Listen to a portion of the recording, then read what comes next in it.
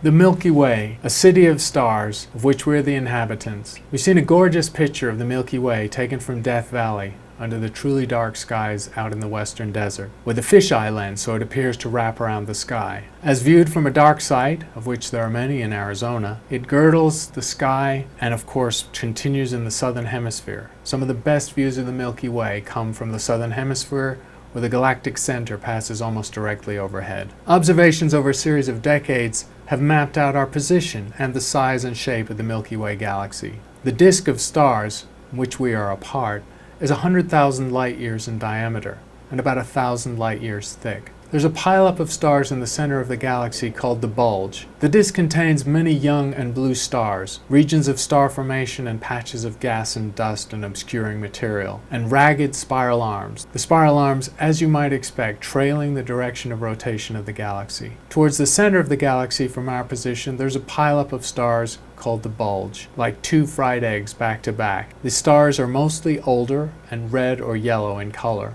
We're 28,000 light years from the galactic center. In addition, there's a third, more diffuse component that's nearly spherical in shape, extending far above and below the disk and beyond it. Although it's hard to see, it actually contains most of the mass of the galaxy, often in the form of old stars, but also occasional giant clusters of stars, 100,000 strong, called globular clusters. Astronomers have distinguished two general populations of stars in our galaxy and all others. They're numbered historically and have no other reason for their naming, but population 1, or the disk population, are younger stars mixed in with gas and dust from which they form and left over from their formation, and typical of young and open and ragged clusters like the Pleiades, visible in the night sky to the naked eye. The halo, or population 2, is a pristine population without gas and dust of essentially old stars, redder, often lower mass, and this is where the globular clusters exist, most of which are more than a few billion years old. There's also a mixed population in the bulge of population 1 and 2, some younger blue stars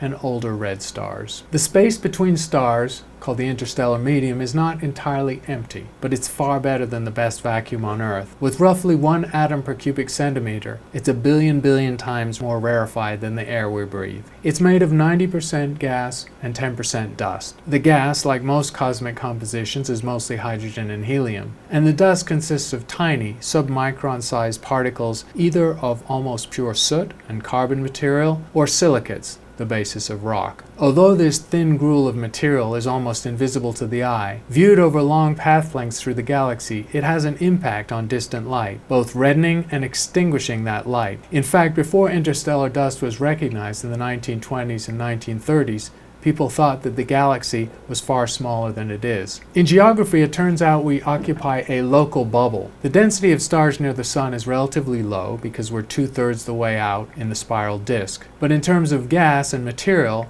it's even more rarefied. It appears that there's a local region where multiple supernova events have left overlapping bubbles, evacuating the region with their blast waves, thousands or even tens of thousands of years ago. Evidence of this comes from X-ray emission, where we find that our region is less dense, but also 100 times hotter than normal material in the interstellar medium. Radio telescopes were used in the 1930s and 40s to map out the disk of the galaxy. Because of the effects of dust, when we look through the disk, especially towards a galactic center, it's like looking through a closed door. Visible light does not penetrate the 28,000 light years to the galactic center. In fact, it's hard to see more than a few thousand light years in any direction. But radio waves penetrate completely across the galaxy and allow us to measure Doppler effects of gas and so map out the rotation, which is a circular pattern of speeds. Knowledge of the Milky Way has grown as we've opened up the electromagnetic spectrum to astronomical observation. The classical view of the Milky Way, showing this ragged pattern of bright patches and dark patches, is a function of the dust within the disk of our galaxy. Moving to longer infrared wavelengths, the clear and thin disk, just 1,000 light years thick, is much more easily visible. The longest wavelengths, radio waves and far infrared wavelengths, show where the coolest dust is,